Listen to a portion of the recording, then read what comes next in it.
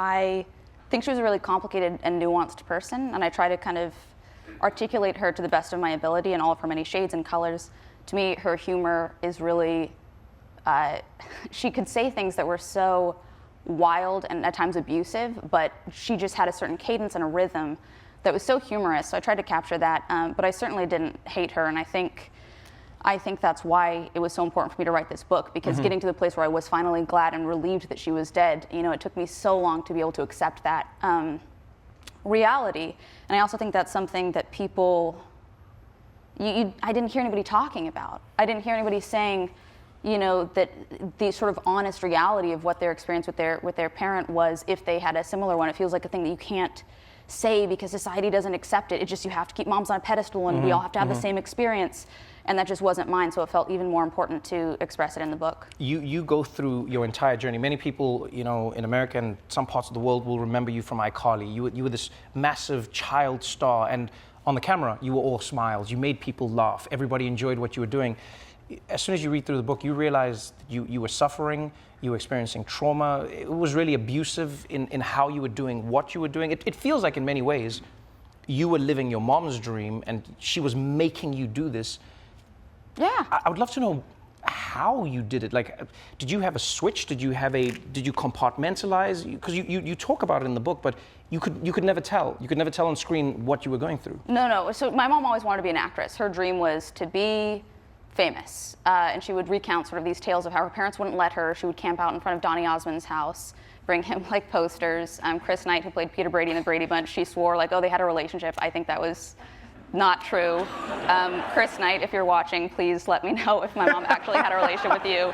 But so she was always fascinated with kind of Hollywood and the aura and the romance as she saw it. And so she put me in acting when I was 6 to kind of give, I think, in my eyes, it was to live vicariously through me and to fulfill her dream and what she had always wanted. But it seems like she subjected you to a nightmare. Yeah. Because you were in a world where it's supposed to be fun. You know, you're making kids television, and yet it seems pretty horrible.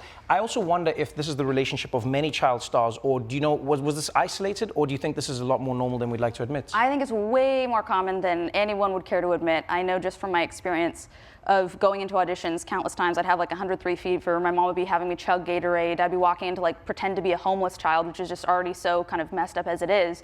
Then there's these you know, dozens of other girls lined up to also try and be this homeless child. And the moms are like eyeing each other and like, oh, I hope my daughter's better at being homeless than yours. And it's like, this is so, what is this world? It's so weird. But I am able to now kind of look back and see the humor in it, and I think it is a very absurd reality, but I do think there's a lot of inherent ironic humor there. I think what you've done in the book is precisely that. You've looked back and you've seen the humor. You use the humor, because this book without the humor is a devastating tale of a young child who is put into a world. It really seems. It would be so awful. Oh my God. I don't know if it would be awful. I think it would be a lot harder for people to read. I think it would be painful, because it is still the real thing. You know, I wouldn't even think of it as a pity grab, but the humor is a coping mechanism. It's a tool you processing your life through. There's a point in the book where I find myself reading the stories of your mom, understanding the complicated world that she existed in, but then wondering, you know, like how you see her. Like, did you forgive her? Were you able to let it all go? Do you still hold some of those feelings? Like, what has your journey been? Oh my God, what a big, good question. That's such a deep, like, this is what I spent 10 years in therapy to be able to now say on the Daily Show. That's so cool. That's really awesome. Well, I'm glad you initially, you were speaking of kind of the humor, and I do think it's a great coping mechanism, and I try not to use it as a defense mechanism. I used it that way for a long time initially when I was first kind of trying to grapple with everything, and I think that led to really unfunny choices, and my sense of humor is just sort of overcompensatory and kind of flailing and obnoxious, to be honest. But I think finding humor in those really intense moments and that those tragedies can bring levity where it's necessary. I hope I've done that. With my mom, I haven't gotten to a place of forgiveness, and I was trying to get to a place of forgiveness for so long. In therapy, I would sort of plead almost with my therapist of like, why am I not able to get to this place? What's wrong with me that I'm not able to forgive my mom for this abuse? Why am I so terrible that I can't get to that place? And she eventually said, you know, Jennette, what if you just kind of dropped forgiveness and didn't make that your goal, because that's you still trying to do your mom's work.